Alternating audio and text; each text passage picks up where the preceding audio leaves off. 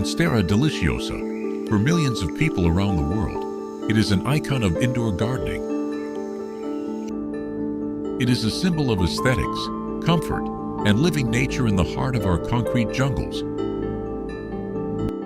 But if you have ever struggled with a monstera that suddenly stops growing, or worse, begins to develop unsightly brown spots, you know this truth. Behind that beauty, there is a serious responsibility.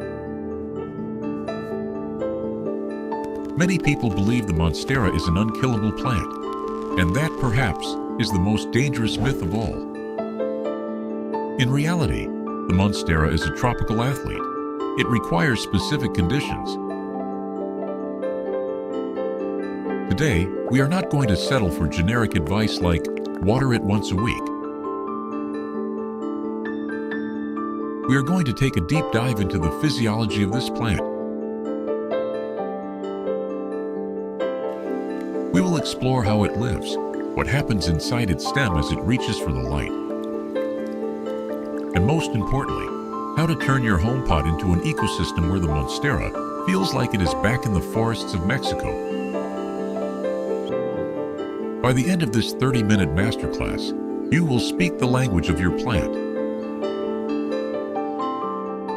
We will cover soil structure, the secret of aerial roots, and how light changes the plant's size.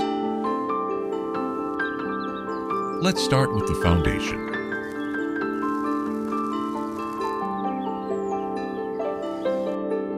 Any plant is a reflection of what happens in its pot. When we talk about monstera, we are talking about an epiphyte. In its natural habitat, it doesn't live in ordinary garden soil. It lives on the trunks of massive trees, pushing its roots through layers of decomposing leaf litter, bark, and moss. This is an environment where the root is always surrounded by air. Yet it receives enough moisture to thrive. Now look at what is usually sold in stores under the name Universal Potting Mix. It is mostly peat. Peat is great for seedlings that stay for a couple of months. But for a long-term tropical plant, it is a trap. When watered, peat particles clump together, pushing out all the oxygen. And this is where the drama for your monstera begins. Monstera roots are aerobic organisms. This means they need oxygen, just as much as they need water to perform photosynthesis and nutrient absorption. In dense, compacted peat, the roots begin to suffocate. We call this anaerobic decay. The plant might still be alive, but it can no longer absorb water because the damaged root tips lose their ability to perform osmosis.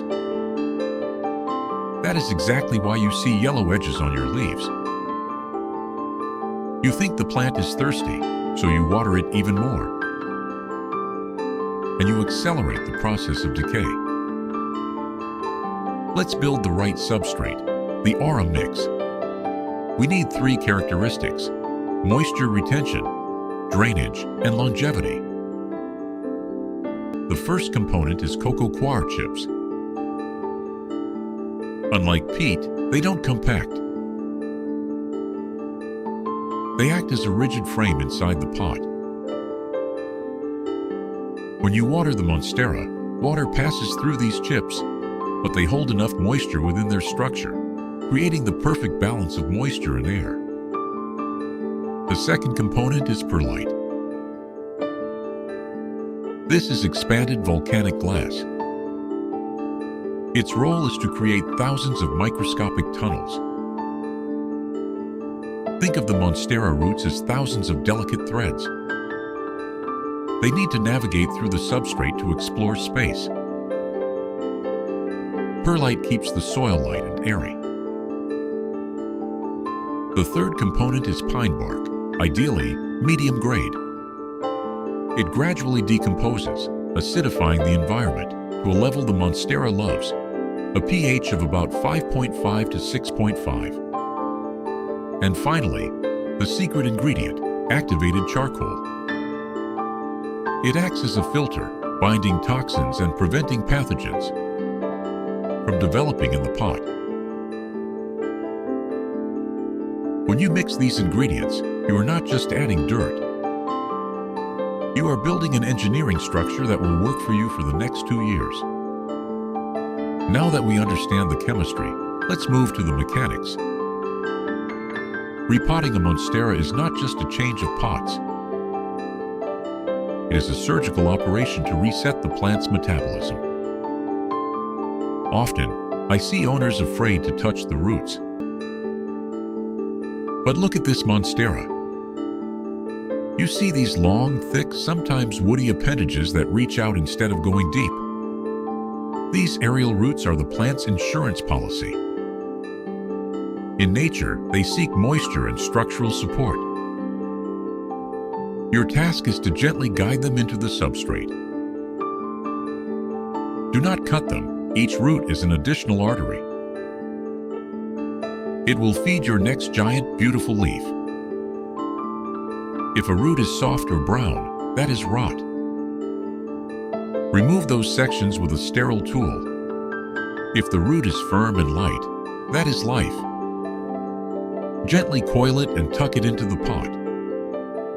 We often make the mistake of choosing containers too large. I will give the plant more space so it grows faster, when this is a myth.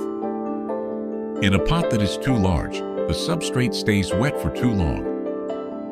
And wet substrate without roots is an incubator for mold and pests. The pot should be exactly 1 to 2 inches larger than the root ball. That is the golden rule. And finally, support. The Monstera is a vine. It has a front and a back. The leaves always face the front, and the aerial roots emerge from the back.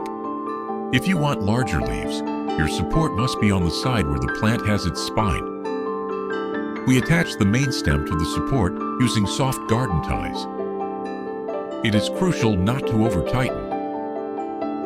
The plant needs to be able to sway slightly to stimulate tissue development. If you tie it too tightly, the plant becomes lazy.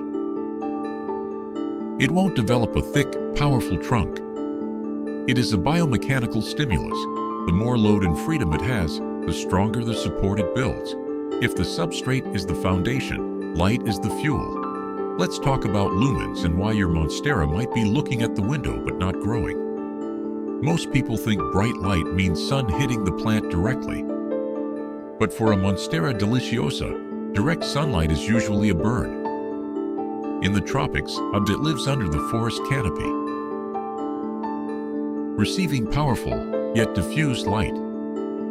To understand what your plant is getting, download any free light meter app. Place your phone at the leaf level and look at the numbers. If the value is below 300 foot candles, your Monstera is simply sleeping. It isn't spending energy on new leaves, because photosynthesis is barely enough. If you add a full spectrum grow light, you will see results within a month. A crucial point, distance. Most lights should be between 12 and 24 inches from the top leaf. Too close, and you get tissue overheating. Too far, and you get zero effect. And remember, Monsteras that grow under good quality light have deeper, more pronounced fenestrations, those beautiful holes. This is an evolutionary mechanism. The leaf becomes holy. Let light reach the lower layers of the plant. The more light your Monstera receives, the more fenestrations it will produce. This is your main indicator of health. We have covered the basics, the growth mechanics, and light. But let's be honest, even the pros have questions. Why did the leaf tips suddenly turn brown? In 80% of cases, this isn't a disease. It is a response to incorrect watering or low humidity. If the spots are dry and crispy, your room air is too dry. Add a humidifier or a pebble tray with water. If the spots are soft, dark, and have a yellow halo, stop. This is the first sign of overwatering. Let the substrate dry out halfway before you pick up the watering can again. The Monstera forgives a lot, but it does not forgive wet feet in a cold pot. And one more thing, dust. Monstera leaves are huge solar panels. Dust blocks up to 20% of the light.